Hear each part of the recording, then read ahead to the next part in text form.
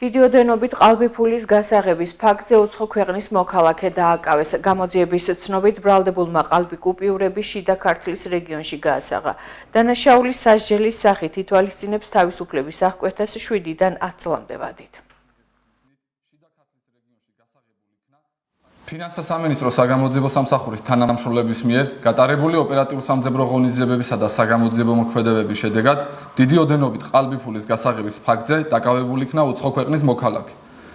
გამოძიებით დადგინდა, რომ ბრალდებულის მიერ უკანონო მატერიალური სარგებლის მიღების მიზნით შიდა ქართლის რეგიონში გასაღებული იქნა საერთო ჯამში 5000 აშშ დოლარის ოდენობის ყალბი 32 ცალი $100 და 36 ცალი $50 კუპიურა.